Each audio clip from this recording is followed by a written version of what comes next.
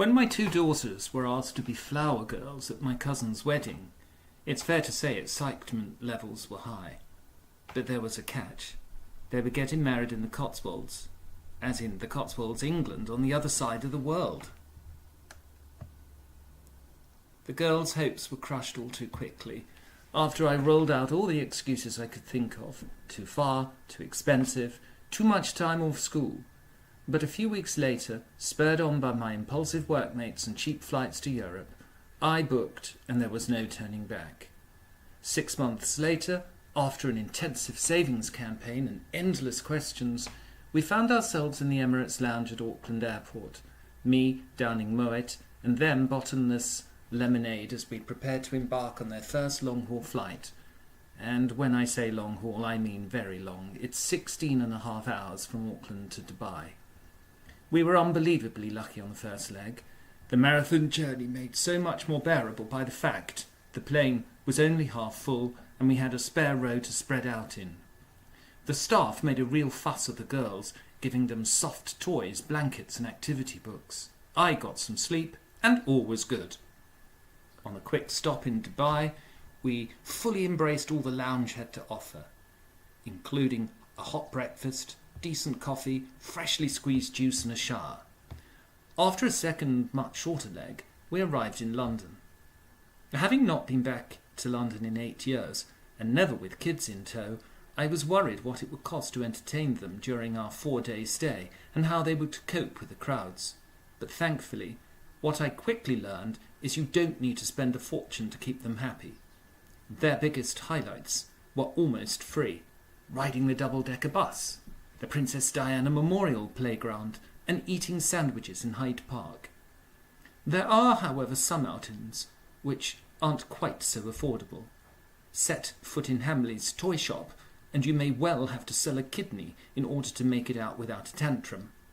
My youngest was quickly taken by the bear-making concept, where you custom make your own soft toy.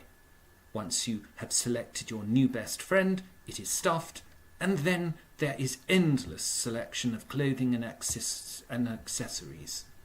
2 hours later, Grace had Roxy, and I needed a cup of tea and a lie down.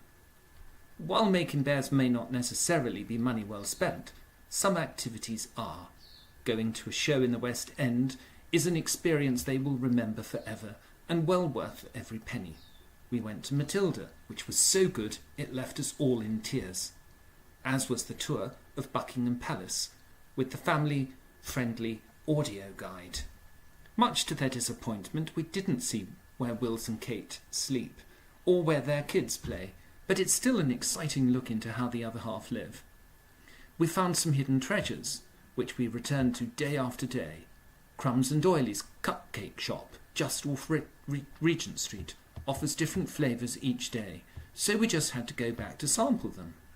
And we found some great child-friendly, inexpensive pubs to dine at, like the Builders Arms in South Kensington. Some days we walked for hours on end as we checked off almost every major landmark on our to-do list. The kids were exhausted, but for the most part happy, and I realised what a great city London is to play tourist in, and despite the crowds, pollution, traffic and expense, it's actually a wonderful place for kids. From its new home at St Pancras, we took the Eurostar to Paris. The experience of travelling by train is a world away from navigating a flight from one of London's busy airports. A quick check-in, through security, time to buy some snacks for the trip, and we were on board. The thought that we could go through a tunnel and when we emerged out the other side, be in a completely new country was completely mind-blowing for 2 provincial Kiwi kids. I hadn't been to Paris in a decade, and one of our best decisions was to opt for a hop-on, hop-off bus tour. We picked it up at the Arc de Triomphe. It was a glorious day, and we spent 2 hours taking in all the sights, getting off at the Eiffel Tower for a crepe and a closer look. We also went for an hour-long cruise down the Seine, which was included in our ticket price. Paris was the end of our European adventure.